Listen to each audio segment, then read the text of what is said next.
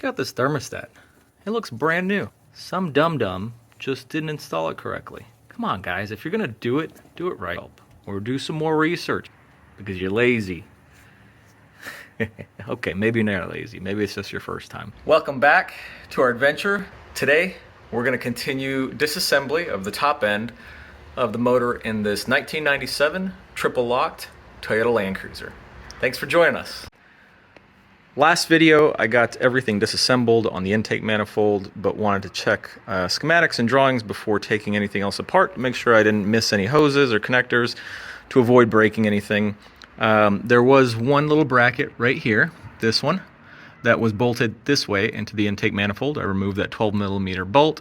And then for the EGR, I already had these two nuts that connected to the intake manifold off, and I also undid this large nut here that holds this in a compression connection, just to give it room to wiggle around and wobble, and it's off. That way we were able to get the EGR valve off of those studs. And then there were also these two vacuum hoses that go to a sensor down there that were connected to the bottom of the intake manifold. I avoided disconnecting them from the sensor because it's plastic. I didn't want to break those nipples off. I leaned the intake manifold over and upwards and disconnected them from the metal lines on the intake manifold. That way I didn't run a chance of breaking anything. And there was also a vacuum line here that came off of the charcoal canister. I disconnected that. And I think that was it. That's really all that was left over. And then everything else was just, moving things out of the way, dipstick, the power steering reservoir, just make sure they're out of the way to lift it off. So now our intake manifold is off and we can see a lot more clearly in here, everything else. Next thing I'm going to do is just start putting some things away, putting some blue masking tape on hoses and connectors and ground wires that I may forget about later on, and that way I have good visibility on everything, nice bright blue tape when I'm putting things back together later so I don't forget anything. While I'm in here, I'm not going to remove the bottom intake manifold. Everything looks okay. Even the gasket between the upper and the lower looks fine. There doesn't seem to be any leaks anywhere. I don't see anywhere where there's crushes in it that shouldn't be there, anything like that. So I'm going to leave the connection between the intake manifold and the cylinder head there, at least for now. I am going to pull the fuel rail off and get the connectors off the injectors, pull the injectors out, and I want to rebuild the injectors with new grommets and O-rings and everything to make sure that they're sealed up really well. When they're this old, those grommets get rock hard and they're just, rubber and plastic parts, and they do start leaking very small amounts of air and cause little vacuum leaks. And while you're in here, it's a very cheap fix. Go ahead and do the injectors. If you think you might have an injector that's not working correctly and may not have a good spray pattern, or if you have some misfires, it's probably a good opportunity to either replace those injectors with brand new ones or send them out to be cleaned, or if you know how to or want to watch some YouTube videos, clean them yourself. And that way they're ready to go and have fresh life and a great new spray pattern instead of a dribble or a half spray pattern or something like that when they're this old. In one of the last videos, somebody asked if I was going to go ahead and show the replacement of the PHH, the pesky heater hose that a lot of people refer to, which is part of the multitude of hoses that connects the heater control valve and coolant lines to the heater core for the rear heater. And yes, we are going to be going through and replacing that as well. I'm not sure if we're going to get to it on this video. I will do my best to, but if not, we'll get to it on the next video for sure. Here's the intake manifold, just to give you a visual. The two hoses at the bottom that I didn't see and I had to get to after lifting up the intake manifold, they go right here. You've also got a handful of different valves and hoses and things here that connect to a couple of sensors, and that connects to this connector here, which goes to the rest of the harness. So once you connect this, there's no other electrical connections here. Makes that a little bit easier. And it's a lot more simple to see where all these bolts are for the actual intake manifold. Now that we have it off, you've got two in front of each other there for cylinder number 1 and 2, and then two on either side here.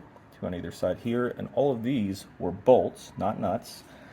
You've got one more bolt there, and then these two are nuts, not bolts. So you've got these two studs in the upper manifold, and then from the bottom there's a nut that attaches to these two.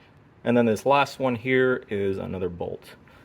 When you do get them off, what I like to do, if you haven't seen in the previous videos, I like to put as much hardware back where it goes, just like these for the throttle body, as possible. That way I'm not confused about what goes where. So I'm going to take the hardware for the intake manifold, all of the bolts I'm going to put into the lower intake manifold over there, so they're in place. I'm going to put the two nuts here. I'm going to put these two nuts on the EGR, and that way that stuff's all out of the way, and I know exactly where it goes during reassembly.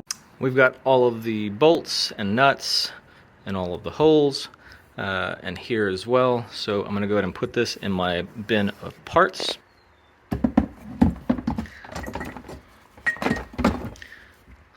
I'm going to grab my EGR valve, put that away as well.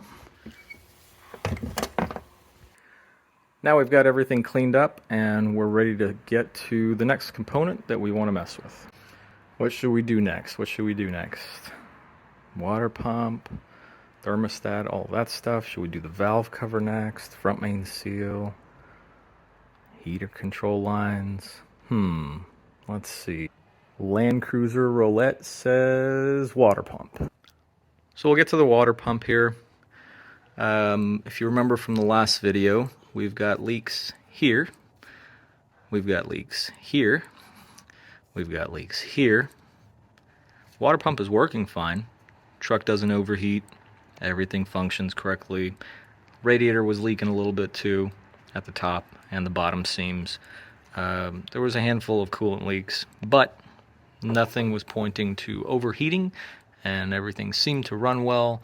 So what we're going to do is pull off the thermostat housing, which will require this hose here to be unclamped right here. We're going to unclamp that and slide it off. Get the thermostat housing unbolted, which is 1, 2, and 3 nuts right here. There's one here and these two.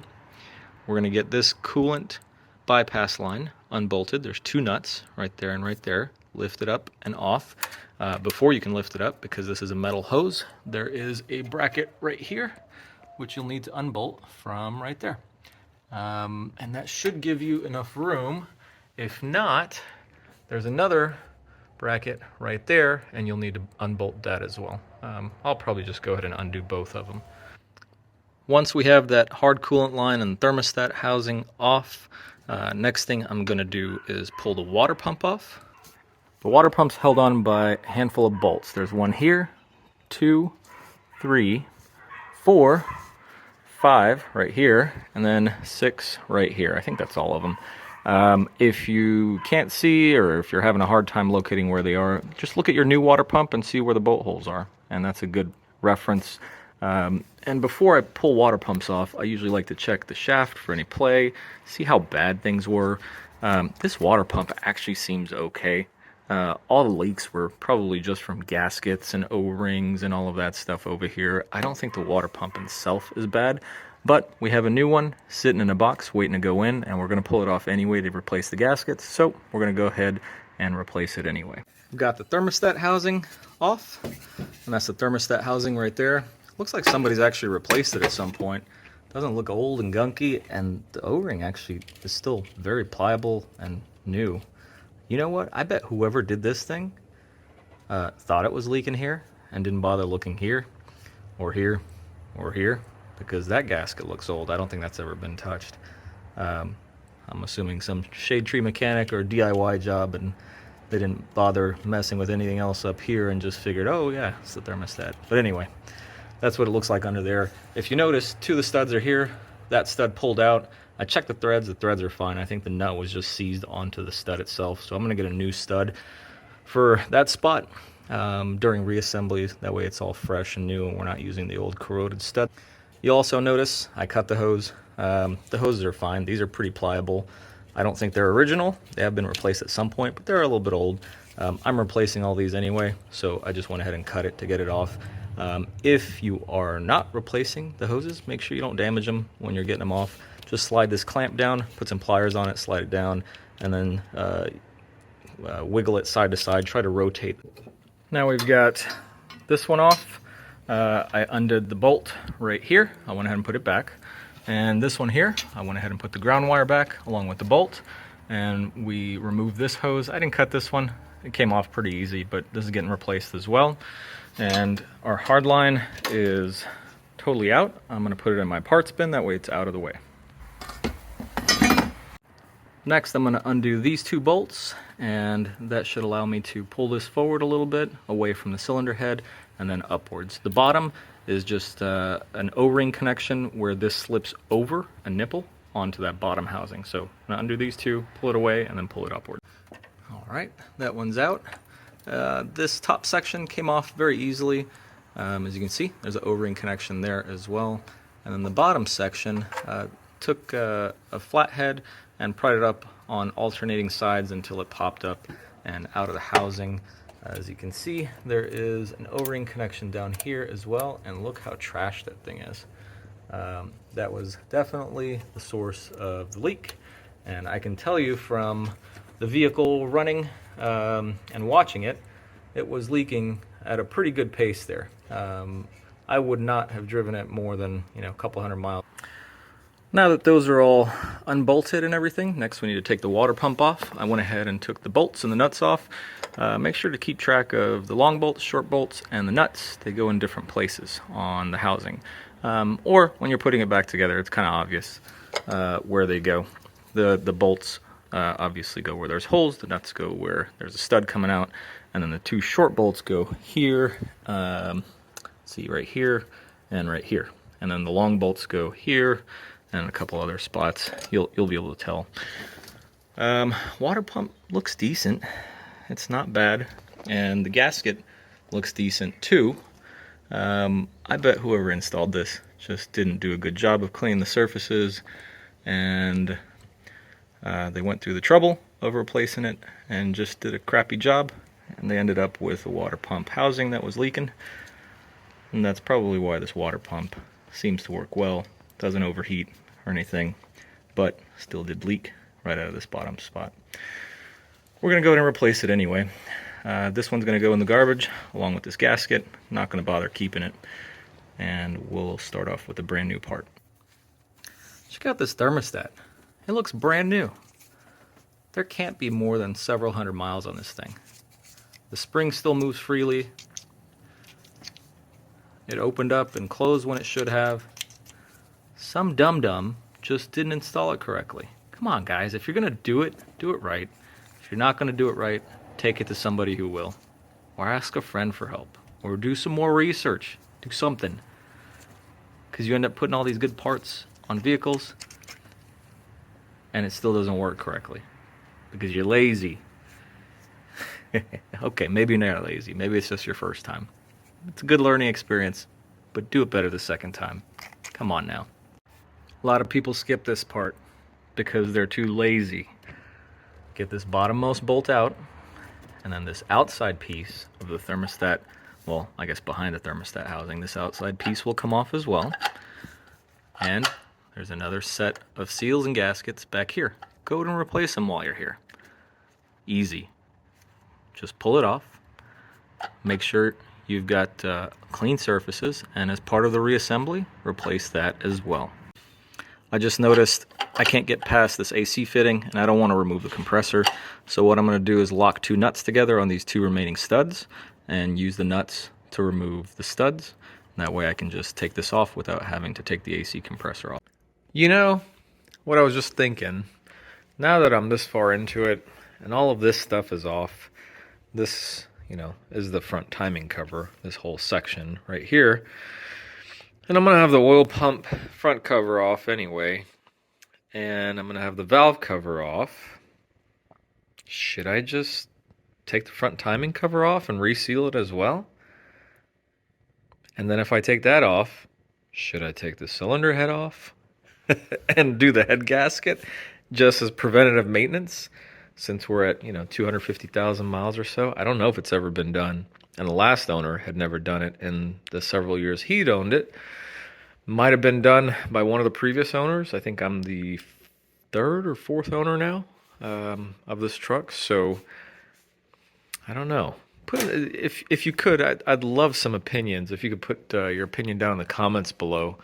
Should I pull the front timing cover, do the timing chain guides, do the cylinder head gasket, and get a lot deeper into this project than I originally intended?